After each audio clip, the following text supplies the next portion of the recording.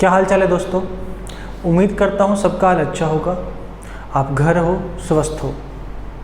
जैसे कि हम जानते हैं टॉपिक चल रहा है हमारा इंडियन पॉलिटी पर, और ये क्रैश कोर्स है आने वाले सभी एसएससी एग्ज़ाम्स के लिए।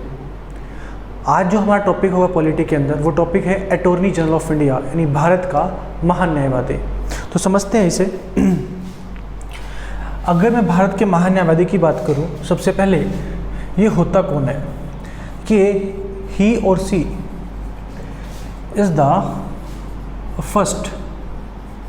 कई बार पूछ लेता है क्वेश्चन कि पहला लॉ ऑफिसर कौन है भारत का। He is the first law officer of India, या हम गवर्नमेंट ऑफ इंडिया भी बोल सकते हैं। He is the first law officer of government of India. यह है पहला कानूनी अधिकारी होता है भारत सरकार का या इंडिया भारत का। सेकंड होता है सोलिसिटर जनरल, ठीक है ना। सेकंड कौन होता है? Solicitor general. और पहला कौन होता है हमारा? Attorney general. सबसे पहले हम समझते हैं एक अटॉर्नी जनरल बनने के लिए आपके पास क्या क्या योग्यताएं होनी चाहिए। क्वालिफिकेशन बोल सकते हो या फिर हम बोल सकते हैं एलिजिबिलिटीज, ठीक है। एक अटॉर्नी जनरल ऑफ इंडिया बनने के लिए क्या क्या योग्यताएं होनी चाहिए, तो मैं सिंपल बोल सकता हूँ सेम एज सुप्रीम कोर्ट जज। जितनी एक सुप्रीम कोर्ट के जज बनने के लिए योग्यता चाहिए होती हैं, उतनी ही अटॉर्नी जनरल के लिए चाहिए होती हैं। तो अब सुप्रीम कोर्ट का जज कैसे बनता है? जैसे कि आप जानते हो कि वो कम से कम 5 साल हाई कोर्ट में क्या रहा हो, जज रहा हो, ठीक है। कम से कम 10 साल वो एडवोकेट रहा हो, कहाँ पर? हाई कोर्ट के अंदर, वकालत की हो उसने हाई कोर्ट में। या फिर वो एमिनिस्ट जूरिस्ट है ना, एक अलग सा न्यायिक अधिकारी है राष्ट्रपति के ओपिनियन में। तो राष्ट्रपति उसे अपॉइंट कर सकता है सुप्रीम कोर्ट जज, और जो सुप्रीम कोर्ट जज बन सकता है वो क्या बन सकता है? अटॉर्नी जनरल ऑफ इंडिया बन सकता है। अब हमसे पूछे कोई क्वेश्चन कि इसको अपॉइंट कौन करता है, क्योंकि ऐसी योग्यता वाले लोग तो बहुत सारे होंगे, ठीक है, लेकिन अपॉइंट तो एक ही होगा, कोई एग्ज़ाम भी नहीं होगा। तो इसको अपॉइंट कौन करता है? प्रेसिडेंट करता है। ये अच्छे से मैं आपको बता चुका हूँ, प्रेसिडेंट के पास यहाँ पर खुद डिस्क्रिशनरी पावर नहीं है। राष्ट्रपति जो भी काम करता है यहाँ पर मंत्री परिषद की सलाह पर करता है ना। जो अपॉइंट किया है प्रेसिडेंट ने on the advice of council of minister, मंत्री परिषद की सलाह पर ये अपॉइंट किया जाता है। ओथ कौन दिलवाता है? तो सिंपल है, ओथ भी कौन दिलवाता है? प्रेसिडेंट ही दिलवाता है। अगर हम आगे बात करें अब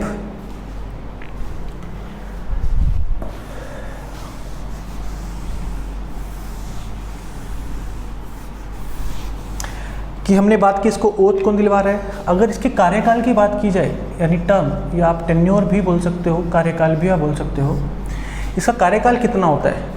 देखो अक्सर लिखा होता है बुक्स के अंदर 5 साल, ऐसा नहीं होता है, जरूरी नहीं कि 5 साल होगा। अगर इसका कोई बेस्ट आंसर हम बात करें तो बोलेंगे during the pleasure of president, during the pleasure of president, राष्ट्रपति की इच्छा पर।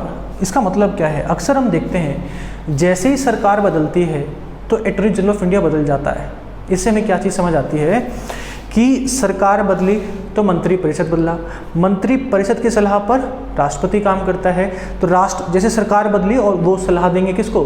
राष्ट्रपति को, तो वही तुरंत हमारा कौन बदलता है? अटॉर्नी जनरल ऑफ इंडिया बदल जाता है। अक्सर हम देखते हैं जैसे ही सरकार बदलती है तो अटॉर्नी जनरल ऑफ इंडिया खुद ब खुद रिजाइन दे देता है, क्योंकि उसको पता है कि नहीं तो और कोई अपॉइंट होगा और मुझे रिजाइन किसको देना पड़ेगा? प्रेसिडेंट को।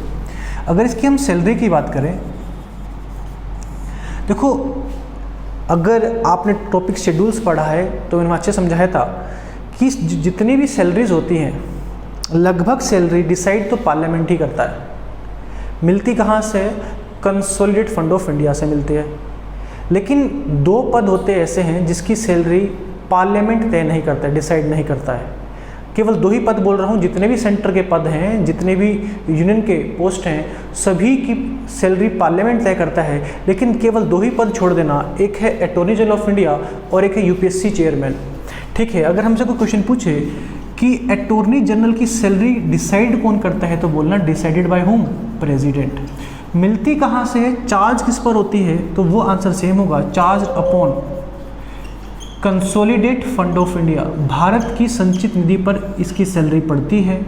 तय राष्ट्रपति करता है। इसके अलावा जितने भी और पद हैं सबकी सैलरी कौन तय करता है? पार्लियामेंट।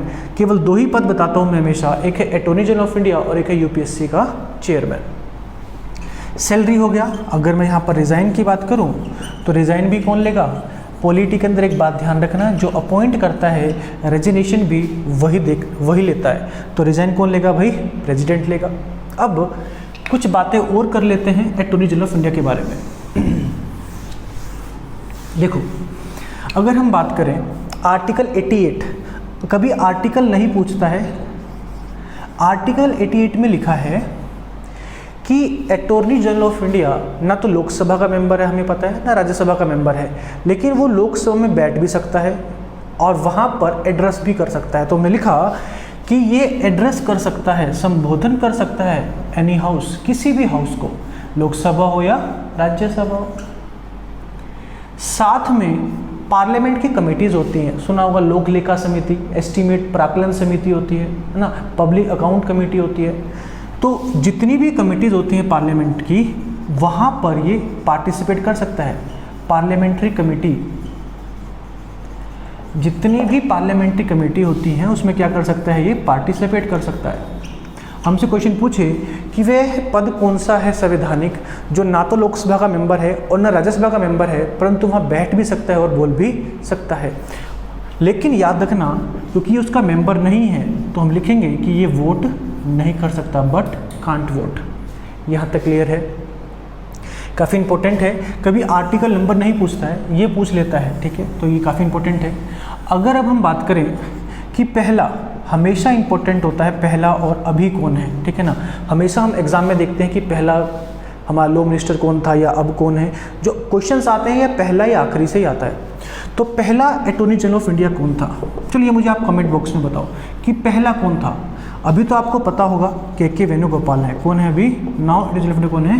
के वेणुगोपाल, ठीक है। के वेणुगोपाल हमारे पहले अटॉर्नी जनरल ऑफ इंडिया हैं।